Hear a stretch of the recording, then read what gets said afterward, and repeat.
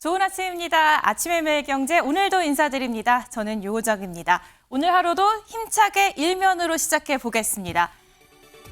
첫 번째 매일경제입니다. 미국 국채금리가 4.8%를 돌파하면서 16년 만에 최고치를 기록했다라는 소식입니다. 그 여파로 인해서 원화 가치, 또 코스피, 주가 등 급락하면서 국내 금융시장이 요동쳤습니다. 어제 저희가 국제 유가가 불안하다라는 소식 전해드렸었는데 고금리, 고환율, 그리고 고유가, 3고가 이 한국 경제에 또다시 타격을 줄 수 있다는 우려가 나오고 있습니다. 다음 일면 보겠습니다. 초유의 하원의장 축출, 234년 만에 공화당 소속의 메카시 하원의장이 역사상 처음으로 해임이 됐습니다. 이 메카시 의장이 민주당과 합의를 해서 예산안을 통과시킨 것이 발단이 됐는데요. 공화당에서 왜 그거 합의해줬냐라는 반발이 나온 겁니다. 결국에 공화당 소속 강경파 8명에 의해서 해임안이 주도가 됐고 여기에 상대당 민주당이 찬성표, 기묘한 연합을 하면서 결국 해임안 통과가 됐습니다. 하원 올스톱 됐습니다. 예산안 셧다운 우려가 되는 상황에서 제목 보시면 미국 민주주의 치명상이라고 되어 있는데 소수 강경파 의원들의 주도로 미국 민주주의의 치명상을 입게 됐다라는 분석 한국일보가 싣고 있습니다. 다음 뉴스 보겠습니다. 네, 이번엔 세계일보 일면입니다. 중국 응원 99.8%가 해외 IP 두 곳에서 유입이라고 되어 있죠. 이 한국과 중국 간의 8강 축구전에서 이 포털 사이트 다음에서 응원 페이지가 90%가 넘게 중국을 응원한 클릭수로 나타나면서 이거 이상하다 싶었는데요. 조사 결과 해외 IP 두 곳에서 클릭수가 상당 부분 유입이 됐다라는 내용이 세계일보 일면에서 전하고 있는 상황입니다. 결국 다음 측은 경찰에 수사를 의뢰하기로 했고요. 이 당정은 여론조작 세력을 발본색원하겠다. 여론 왜곡 방지 범부처 TF를 구성했습니다. 관련 소식 조간 일면에서 다루는 신문들 많았는데요. 하나 더 기사를 보겠습니다. 이번엔 한겨레입니다. 같은 소식을 전하고 있는데 이번에는 당정, 전방위 포털 때리기라고 헤드라인을 잡았습니다. 관련해서 한겨레는 총선을 앞두고 정부 여당이 포털 통제를 노고라 하는 것 아니냐라는 비판적인 시선을 함께 담고 있습니다. 다음 일면 보겠습니다. 이번엔 동아일보입니다. 수능을 앞두고 9월 수능 모의평가에서 수학 만점자가 2,520명이 나왔다고 합니다. 최소 2,520명이 나온 상황. 이 숫자가 어떤 숫자냐 하면 6월 모의평가 수학 만점자의 4배가 달하는 숫자인데요. 9월 모평, 지난 킬러 문항을 배제하라라는 윤석열 대통령의 지시에 따라서 이루어진 첫 모의평가였는데 변별력에 문제가 있는 것 아니냐는 지적도 나오고 있습니다. 다음 기사 보겠습니다. 이번에 조선일보 일면입니다. 금 10일은 당겨졌다. 반가운 소식이죠. 많은 분들 아시안게임 이 경기 보면서 즐겁게 보내고 계실 텐데요.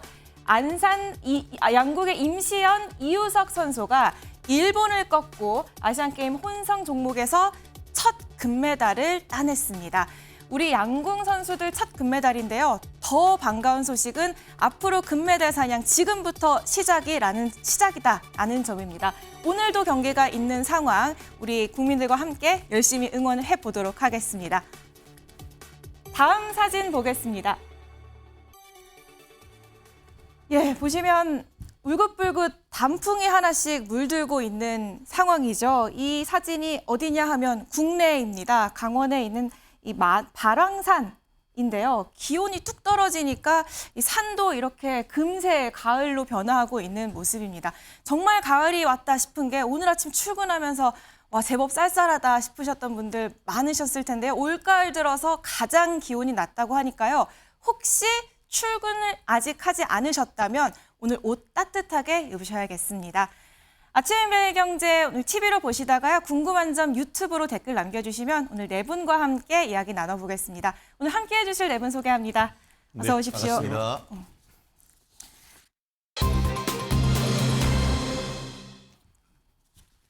예, 첫 번째 키워드 투표율입니다. 왜 투표율이냐? 강서구청장 보궐선거가 약 일주일 앞으로 다가온 상황인데 왜 지지율이 아니라 투표율이지 싶으실 텐데요. 투표율에 승패가 달렸다라는 한국일보 6면 기사가 있습니다. 여기 보시면 관건은 투표율이다. 평일에 치러지고 상대적으로 관심도가 떨어지는 보궐선거 특성상 투표율이 30-40%에 그치는 경우가 많다.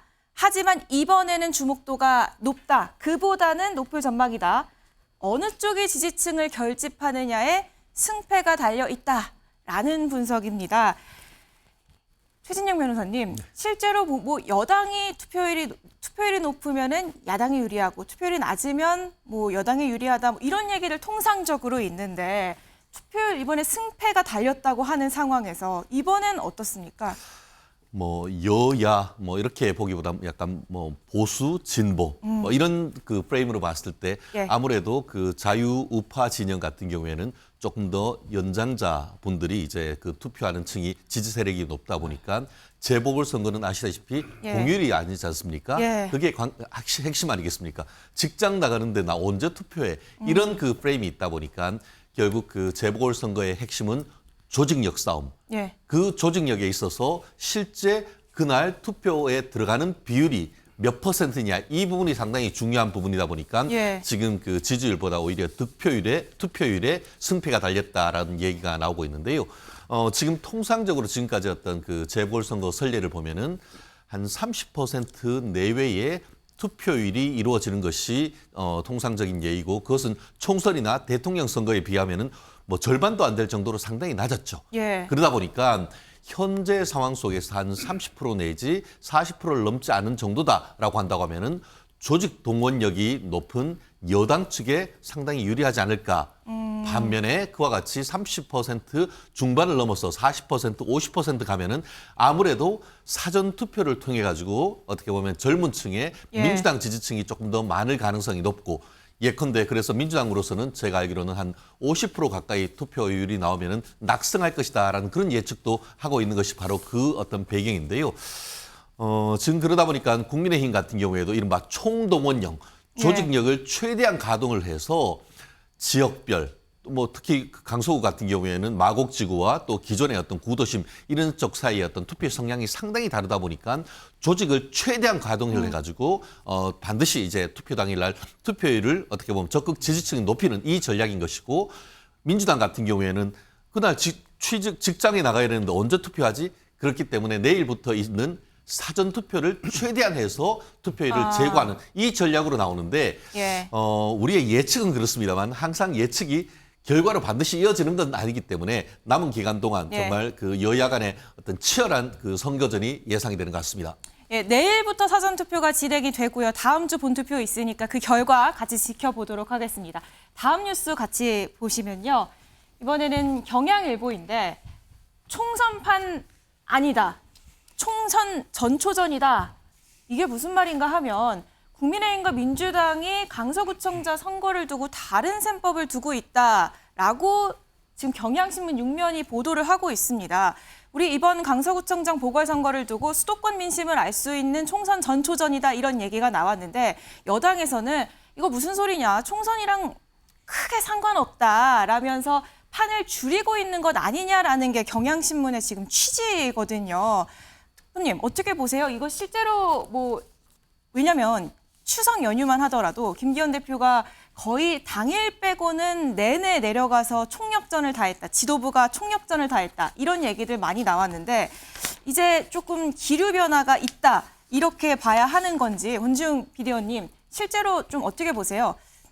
일단은 사실은 국민의힘 입장에서는 이번 선거에서 이길 거라고 보는 예측을 하는 사람은 없는 것 같아요. 그래서 그런 상황이기 때문에 이 어떤 선거가 별로 의미 없다, 별것 아니다라고 이야기하려고 하시는 것 같고 근데 사실은 강서구라고 하는 구가 서울에서 두 번째로 인구가 많은 구입니다. 예. 그러니까 이번 선거가 사실 강서구에만 영향을 미치는 게 아니라 서울 전역 그리고 수도권 전역에도 저는 어떤 바로미터가 될 수 있는 선거라고 보는데 그 면에서 이제 민주당은 집중을 하고 있죠. 이번 선거에서 10% 이상 차이가 나면 사실 수도권 선거에서 되게 유리해질 수밖에 없다라고 보는 것이고, 사실 그 윤석열 정부가 들어선 다음에 예. 야당은 무시할 수 있었지만 저는 국민들을 무시할 수는 없다고 생각합니다. 근데 국민들의 의견을 여론조사를 통해서 간접적으로 확인하긴 하지만 이번에 재보궐선거를 통해서 확인하게 되면 국민의힘 내부에서도 되게 여러 가지 어떤 격동이 일어날 수밖에 없다고 생각해요. 그래서 그런 측면에서 사실은 그 여야 다 이 선거를 되게 주목하고 있는데 네. 저는 결과가 나와 봐야 알겠지만 예. 어쨌든 총선에 영향을 줄 수밖에 없는 선거라고 생각합니다. 질 것 같으니까 의미를 축소하는 거 아니냐라는 지금 해석이었어요. 특보님 어떻게 보세요? 뭐 저는 전혀 그렇게 생각하지 않고요. 일단 이제 그 강서구 자체가 인구도 많지만 또 그 면적도 예. 사실상 그 서초 다음으로 가장 그 면적이 넓기 때문에 저희 당에서 선거의 규모에 뭐 따라서 뭐 지원이라는 것을 고민할 것이 아니라 당에서 총력을 다해야 되는 것은 당연하다고 생각하고요. 근데 지금 민주당 같은 경우에 이제 총선 전체전으로 사실상 이제 선거 프레임을 가져가고 있는 이유는 사실상 내년 총선에도 이와 같은 선거 프레임을 그대로 가져갈 것이기 때문에 예. 민주당 스스로 전초전이라고 이제 평가하고 있는 것 같고요. 지금 뭐 일단 강서구청장 선거에서 정권 심판론을 주장하고 이재명 그 대표의 그 영장 그 기각을 주장하고 뭐 이런 다양한 이슈를 주장하는데 그게 과연 우리 그 강서 구민들의 삶과 무슨 상관이 있는지 일단 제가 그 지역에 계신 분들한테 이제 이야기를 들어보면은 지금 민주당에서 주장하는 부분에 대해서는 결국 강서 구민의 삶과는 전혀 상관없는 이야기를 하고 있다. 이 가벌병 세 개의 이제 지역구를 둔 지역에서 과연 정부에서 그다음에 또 뭐 어떻게 보면 이제 여당과 야당에서 강서 구민의 발전을 위해서 무엇을 해줄 수 있는지 그 부분이 강서 구민들이 가장 듣고 싶어하는 이야기라고 합니다. 이 비슷한 얘기를 김성태 강서을 당협위원장이 했더라고요. 실제로 바닥 민심에서 좀 보수층의 지지층 결집이 느껴진다라는 얘기를 했는데요. 이 목소리 듣고 오겠습니다. 조용히 상황을 지켜보던 중도 부동층 이런 유권자들까지 야당의 등을 돌리기 시작했다고 보고 있습니다. 선거운동이 막바지로 이렇게 접어들면서 이런 분위기가 며칠 전부터 이렇게 구체화되고 있어요.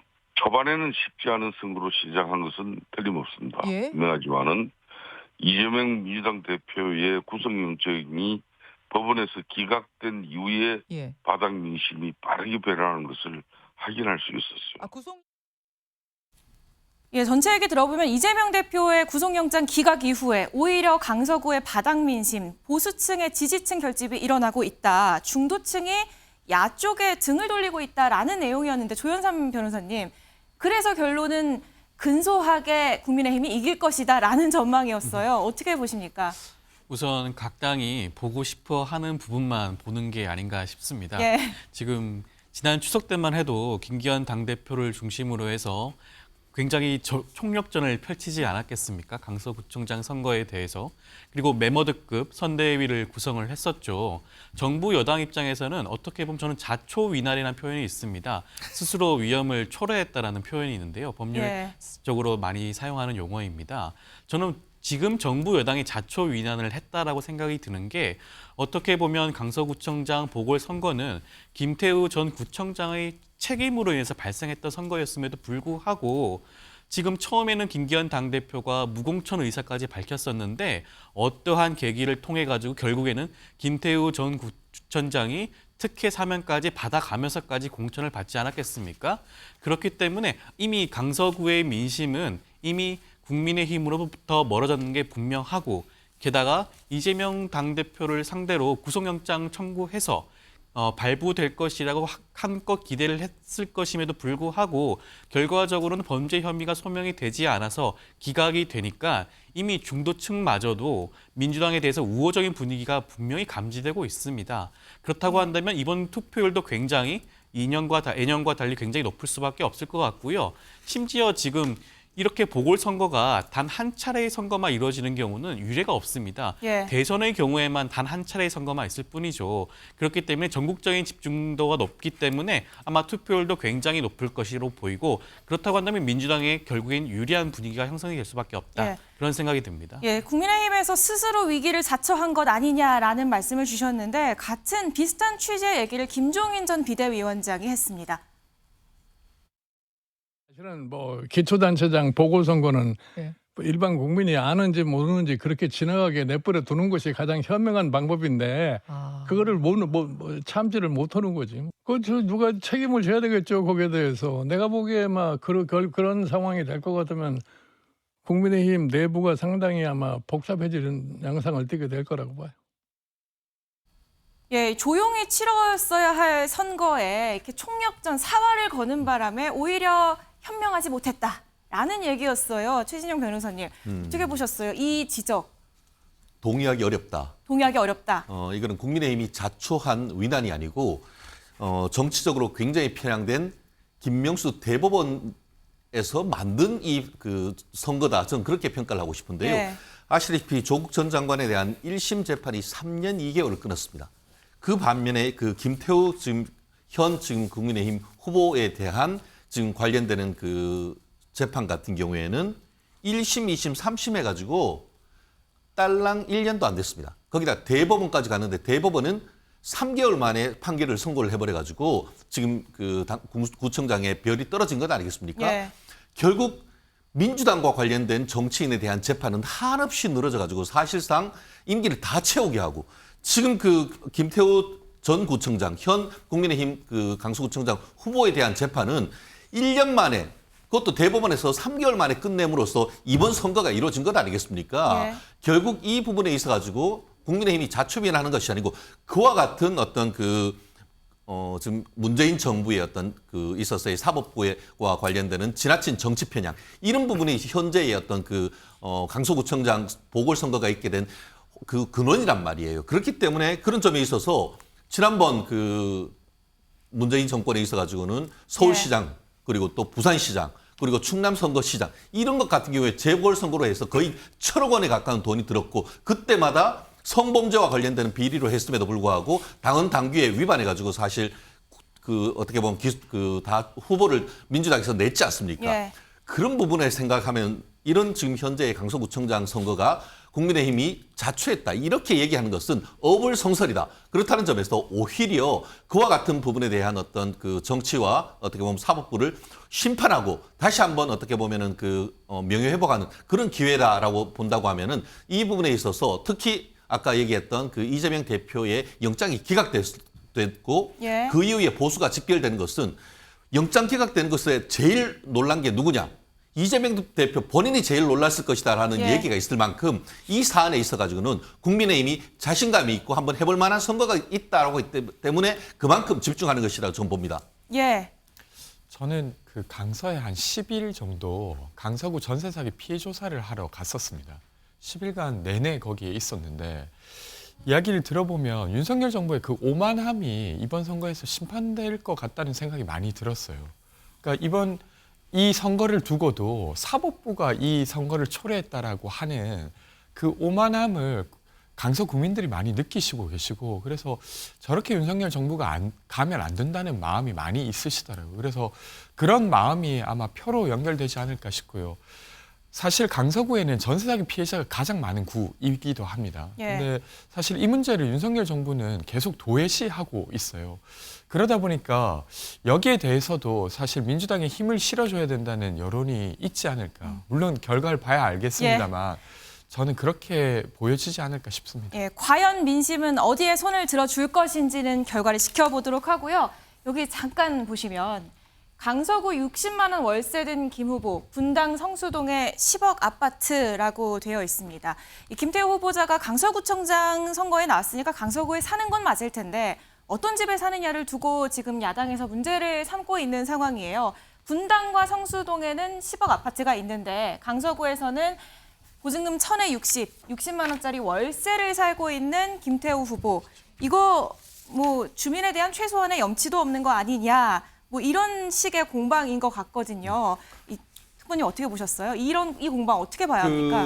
단순히 이제 후보자가 가지고 있는 그 재산의 규모를 가지고 일단 뭐 평가절하하는 것은 매우 적절치 못한 방법이라 생각이 들고요. 만약에 본인이 예를 들어서 그러한 부동산을 취득하는 데 있어서 좀 뭐 그 불법적 행위라든지 그다음에 이제 뭐 정당하지 못한 방법으로 재산을 축적한 경우는 다르겠지만 지금 현역 그 국회의원들 역시도 보면은 지방의 지역구를 두신 의원들은 대부분 다 서울에 자가가 있으신 상황이거든요. 예. 근데 그런 상황에서 뭐 제가 봤을 때는 자기가 지금 그 속해 있는 그 지역구가 아닌 다른 곳에 자기의 그런 뭐 이렇게 주택이 있다라고 해서 그게 단순히 비난의 대상은 될 수 없다고 생각합니다. 제가 한 말씀 전 하고 싶은데요. 이재명 대표는 어떻죠? 이재명 대표는 그런 식으로 한다고 하면 분당에 계속 있어야 되는데 왜 그 인천에 가셨습니까? 결국 저 자체는 민주당 프레임인 것이에요. 자유민주적 기본 질서에서 어떤 재산을 형성하건 그것이 정당한 절차를 위해서 이루어졌다고 하면 그걸 비난해서는 안 되는 것이죠. 예. 그런 식의 접근을 했기 때문에 지난 문재인 정권이 5년 만에 심판을 당해서 정권 변경이 됐습니다. 그 똑같은 잣대로 지금 했는데 국민의힘에서 언제 2주택 가지지 말라고 했는 적이 있습니까? 본인들이 만든 잣대로 계속 왜 국민들을 재단하려고 합니까? 그렇다고 하면 현재 강서구에 있는 2주택자에 대해서는 모두 다 비판을 해야 되는 겁니까? 예. 그렇기 때문에 본인들이 이미 지난 그 대선 과정에서 심판받은 그 잣대로 국민들에게 저렇게 한다는 것은 오히려 헌법과 국민에 대한 모욕이다. 저는 그렇게 봅니다. 이재명 대표도 개항에 전세 살지 않느냐라는 말씀이셨어요. 의원님. 그러니까 저는 사실 이렇게 볼 것 같은데요. 국민들이 보기에 어쨌건 이 지역구에 별로 관심이 없구나. 게다가 현역 구청장이었지 않습니까? 근데 정작 그 강서구에는 월세로 살고 있고 다른 데는 아파트를 가지고 있다는 것 자체가 그렇게 볼 것 같고 마찬가지 프레임으로 이재명 대표께서 분당에 여전히 주택을 소유하고 계시고 그리고 계양 을에 전세로 산다는 것 자체도 비슷하게 볼 것 같습니다. 근데 어쨌건 강서구청장이었던 사람이 월세로 살고 강서구에는 그리고 다른 지역에는 주택을 10억 이상 아파트를 가지고 있었다는 것 자체가 어쨌건 이 지역에 관심이 좀 적구나, 진심이 좀 적구나 이렇게 느낄 수밖에 없는 부분인 것 같습니다.